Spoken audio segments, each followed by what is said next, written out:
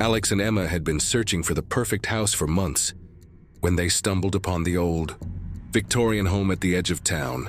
It was charming, slightly worn but full of character, and the price was shockingly low. The real estate agent, a middle-aged woman with a tight smile and a nervous habit of twisting her wedding ring, mumbled something about the previous owners moving away suddenly. But the couple didn't care. It was their dream home. They had imagined a life here, a future filled with laughter and love, and this house seemed to promise all of that. The moment they stepped inside, they felt a strange sense of belonging, as if the house had been waiting for them all along. The house stood at the end of a quiet, tree-lined street, its tall windows and intricate woodwork giving it an air of faded grandeur. The front porch creaked under their feet as they walked up the steps, and the door swung open with a groan as if inviting them in. Inside, the air was cool and still, the sunlight filtering through dusty windows and casting long shadows across the hardwood floors. The rooms were spacious, with high ceilings and ornate moldings, and the fireplace in the living room was large enough to stand in. It was perfect. They moved in quickly, unpacking boxes and filling the space with laughter. The house seemed to come alive with their presence, the creaking floors and old walls echoing with their joy. Emma hung curtains in the living room while Alex assembled furniture, and they spent their first night in the house, sitting on the floor with takeout boxes, dreaming about the future. They talked about painting the walls, planting a garden, and maybe even starting a family. For the first time in years, everything felt right. But as Emma flipped through the blueprints they had found in the attic, something caught her eye. An extra room was listed on the layout, a room that didn't seem to exist. She stared at the blueprint, tracing the lines with her finger, trying to make sense of it. The room was marked clearly, yet there was no sign of it in the house. It was as if the house had a secret, one it wasn't ready to reveal. Must be a mistake, Alex shrugged when she pointed it out. He was busy assembling a bookshelf and didn't seem too concerned. But Emma couldn't let it go. She measured the walls, counted the windows, and finally, after hours of searching, noticed something odd about the bookshelf in the hallway. It was slightly misaligned, as if it had been moved before.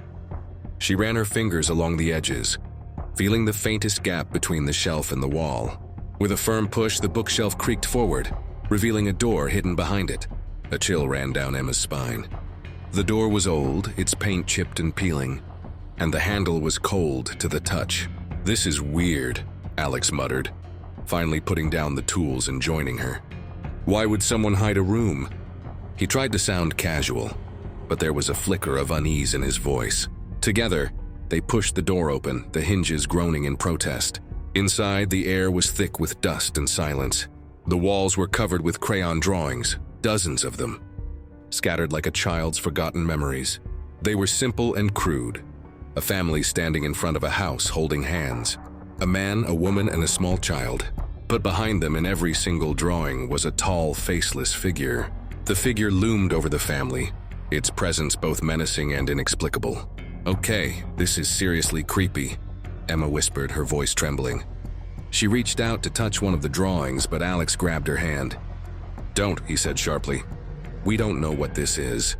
Maybe the last owners had a kid who liked spooky stuff, but something about it felt wrong. The colors were too fresh, the dust too undisturbed. It was as if the room had been waiting for them to find it." Emma couldn't shake the feeling that they had stumbled into something they weren't meant to see. That night, Emma awoke to a whisper. She turned toward Alex, but he was sound asleep. The whispering continued, soft and insistent. It was coming from the hallway, heart pounding.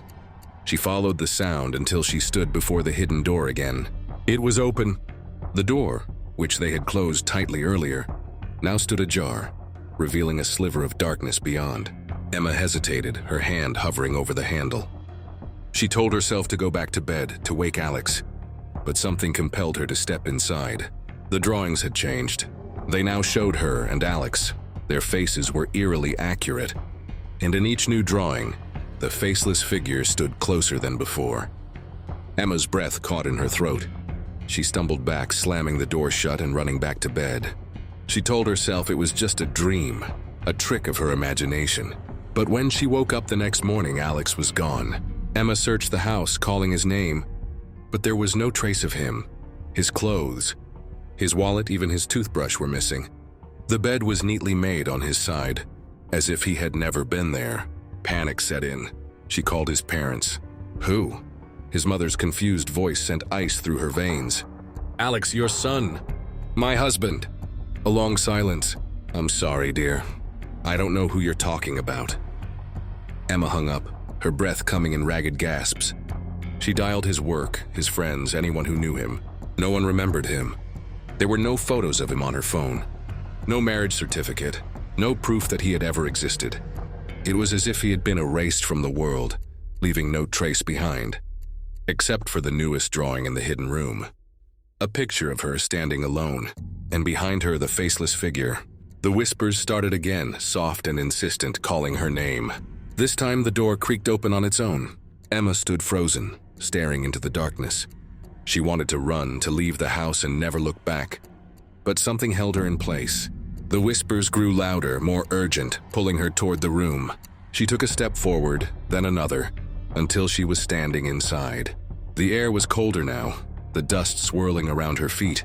The drawings on the walls seemed to shift and move. The faceless figure stepping closer in each one. Emma's heart raced as she realized the figure wasn't just in the drawings, it was in the room with her. She could feel its presence, cold and heavy, pressing down on her. She turned to run, but the door slammed shut behind her. The whispers grew into a deafening roar, her ears, her mind, until she couldn't think, couldn't breathe.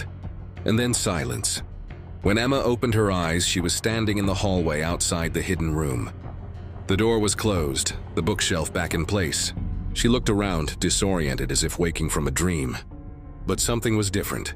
The house felt emptier, quieter, as if it had been waiting for her all along. She walked through the rooms, her footsteps echoing in the stillness. The furniture was the same, the boxes still unpacked, but there was no sign of Alex. No sign that he had ever been there. Emma sat down on the stairs, her head in her hands. She didn't know what to do, where to go. The house had taken everything from her, and now it was all she had left. The whispers started again, soft and insistent, calling her name. She stood up, her legs trembling, and walked toward the hidden room. The bookshelf creaked as she pushed it aside, revealing the door once more. This time she didn't hesitate.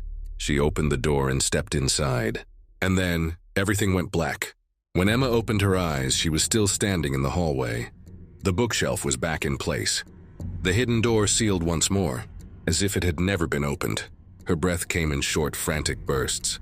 She turned, expecting to see Alex, expecting something. But the house was silent. The air felt thicker now, pressing down on her shoulders like invisible hands. She stumbled toward the bedroom, hoping, praying that Alex would be there, that this was all some kind of twisted nightmare. But as she pushed open the door, dread pooled in her stomach. His side of the bed was empty, the sheets perfectly smoothed, undisturbed. His clothes were gone from the closet. The framed photo of their wedding, the one that had been sitting on the nightstand just the night before, was missing. Emma's fingers trembled as she reached for her phone. She scrolled through her pictures, searching for his face. Nothing. No selfies, no vacation shots, no wedding photos. It was as if Alex had never existed. Her pulse pounded in her ears. This wasn't possible. She pressed the call button again, dialing his number.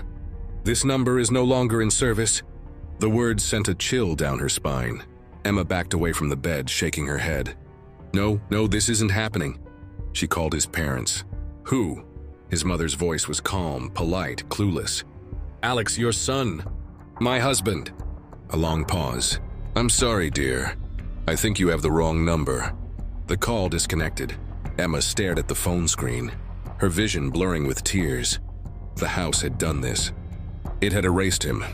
She let out a ragged breath and forced herself to move. She needed proof, something to prove that Alex had been real. Rushing to the office, she pulled open the filing cabinet, flipping through papers. Their lease, bank statements, medical records. None of them had his name on them. Her hands shook as she reached for their marriage certificate. But there was nothing there. The folder where it should have been was empty. Emma staggered back, her legs weak. Her husband, the man she had built a life with, was gone. Not dead, not missing. Erased. Her gaze drifted to the hallway, toward the hidden door. She didn't want to go back in there, but she had no choice. Taking slow, measured steps, she approached the bookshelf, her heart hammering in her chest. The air was colder here, as if the house itself was holding its breath. She reached out, running her fingers along the wood. A whisper brushed against her ear, soft, insistent, calling her name. Emma squeezed her eyes shut, her body trembling. It wasn't real. It couldn't be real. And yet she felt it, something standing just behind her, unseen but present. She shoved the bookshelf aside. The door was there waiting. The handle was cold beneath her fingers. She hesitated, then pushed it open. Inside, the drawings had changed again. Alex was gone from them. Now the pictures only showed Emma standing alone. And in the newest one, the faceless figure was closer than before. She turned. The room was empty, but she could feel something watching her. Emma swallowed hard, backing out of the room. She slammed the door shut and shoved the bookshelf back into place. Then she ran. Out of the hallway, down the stairs, through the front door and into the daylight. She gasped in the crisp autumn air, clutching her chest. The house loomed behind her, its windows dark and empty. Something was wrong. Something had always been wrong. And now it was inside her life, inside her mind, inside her. Emma stepped back, her eyes locked on the house. She should leave. She should run and never look back. But deep down, she already knew. She wouldn't. She couldn't. The house had chosen her. And it wasn't done yet. Emma sat in her car, gripping the steering wheel so tightly her knuckles turned white. She couldn't think. She couldn't breathe. She needed to go somewhere, anywhere. So she drove through winding roads and past familiar streets until she reached the town square. She parked in front of a small cafe they used to visit on weekends, her hands shaking as she stepped out of the car. The bell above the door jingled as she walked in. The smell of coffee and fresh pastries filled the air. "Emma, haven't seen you in a while." She turned, startled. The barista, a woman with short blonde hair and bright green eyes, smiled at her. Emma forced a smile. "Hey, yeah, been busy." She didn't know the woman's name, but the woman knew hers. That was normal, wasn't it? Emma nodded to herself and stepped up to the counter. "Just a coffee," she murmured. As she waited, she pulled out her phone again, scrolling through her contacts. She tapped on her best friend's number. The phone rang once, twice. "Hello?" Emma let out a breath of relief. "Megan, oh thank God." A pause. "Who is this?" Emma's stomach clenched. "It's me, it's Emma." Another pause. "I'm sorry, I don't think I know Emma." The floor seemed to tilt beneath her feet. "Stop. Stop messing with me," she whispered. "Please." The line went dead. Emma slowly lowered the phone. "No, no, no." She turned, scanning in the cafe. People sipped their drinks, talked in hushed voices. Everything looked normal, but she wasn't. Because if Megan didn't remember her... Emma clenched her jaw and its windows dark and empty. Something was wrong. Something had always been wrong. And now it was inside her life, inside her mind, inside her. Emma stepped back, her eyes locked on the house. She should leave. She should run and never look back. But deep down, she already knew. She wouldn't. She couldn't. The house had chosen her. And it wasn't done yet. Emma sat in her car, gripping the steering wheel so tightly her knuckles turned white. She couldn't think. She couldn't breathe. She needed to go somewhere, anywhere. So she drove through winding roads and past familiar streets until she reached the town square. She parked in front of a small cafe they used to visit on weekends, her hands shaking as she stepped out of the car. The bell above the door jingled as she walked in. The smell of coffee and fresh pastries filled the air. "Emma, haven't seen you in a while." She turned, startled. The barista, a woman with short blonde hair and bright green eyes, smiled at her. Emma forced a smile. "Hey, yeah, been busy." She didn't know the woman's name, but the woman knew hers. That was normal, wasn't it? Emma nodded to herself and stepped up to the counter. "Just a coffee," she murmured. As she waited, she pulled out her phone again, scrolling through her contacts. She tapped on her best friend's number. The phone rang once, twice. "Hello?" Emma let out a breath of relief. "Megan, oh thank God." A pause. "Who is this?" Emma's stomach clenched. "It's me, it's Emma." Another pause. "I'm sorry, I don't think I know Emma." The floor seemed to tilt beneath her feet. "Stop. Stop messing with me," she whispered. "Please." The line went dead. Emma slowly lowered the phone. "No, no, no." She turned, scanning in the cafe. People sipped their drinks, talked in hushed voices. Everything looked normal, but she wasn't. Because if Megan didn't remember her... Emma clenched her jaw and left the cafe, walking in a daze toward her car. Her hand shook as she started the engine. She had lost Alex. She had lost Megan. Her own life was slipping away, and she had no idea how to stop it. But as she stared at her reflection in the rearview mirror, something made her blood run cold. For just a second, Shangzhen, just a flicker of a moment, her reflection didn't move. It just stared back at her, and behind her, in the back seat, something shifted in the shadows. The whispers returned, soft, insistent, calling her name. Emma's breath hitched in her throat. She stared into the rearview mirror, afraid to turn around, afraid to confirm what her eyes were telling her. The back seat was empty. It had to be. But the feeling remained. Something had been there. Something was still watching. She gripped the steering wheel, her nails digging into the leather. "No," she whispered to herself. "No, no, no. This wasn't real. It couldn't be real." She forced herself to look again. Nothing but the empty seat. She let out a shaky breath and turned the key in the ignition. The car rumbled to life, but the unease in her chest didn't fade. She needed to go home. No, she needed to leave. But where would she go? Everyone she knew was gone. No one remembered Alex. No one remembered her. Except the house. Her foot hovered over the gas pedal. She could drive away, find a hotel, start over. But as she stared out at the quiet town, something in the back of her mind whispered that it wouldn't matter. She wasn't meant to leave. The house had already decided that. Her fingers tightened on the wheel, but her hands felt numb. She was losing herself piece by piece, just like Alex. Alex. Her chest ached. She had to find him, even if no one else remembered. Even if the world had erased him, she knew he had been real. And if the house had taken him, then the house had answers. With a deep breath, she shifted the car into drive and headed home. 3 or so, the house was waiting. Emma could feel it the moment she stepped through the front door. The air was heavier, thicker, as if the walls were holding something just beneath the surface. The floorboards creaked beneath her feet. She didn't bother turning on the lights. Somewhere deep in the house, she heard a soft whisper. She ignored it. Instead, she made her way to the hidden room. She didn't hesitate this time. She pushed the bookshelf aside, revealing the door. It was unlocked. Inside, the drawings had changed again. She stepped forward, her breath catching in her throat. The newest drawing was different. It showed her, sitting on the floor of the hidden room, but there was something behind her. Something stretching from the shadows. A long, dark hand reaching toward her shoulder. She spun around. The room was empty, but the air felt wrong. She could feel something pressing against her back, something unseen. Emma clenched her fists and squeezed her eyes shut. "I won't let you take me," she whispered. The whispers grew louder. The house didn't care what she wanted.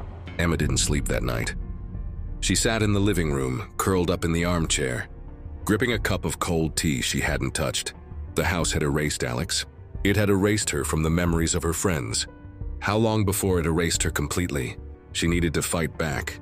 But how? Her eyes drifted toward the attic, the blueprints. The hidden room wasn't on any official records, just the ones she had found up there. Maybe there was something else. Some explanation, some way to fix this. Emma stood, her body aching from exhaustion, and made her way up the narrow attic steps. The air was stale, filled with the scent of dust and old wood. She rummaged through the boxes, tossing aside old books and forgotten trinkets. Then, beneath a pile of yellowed newspapers, she found something else. A leather-bound journal.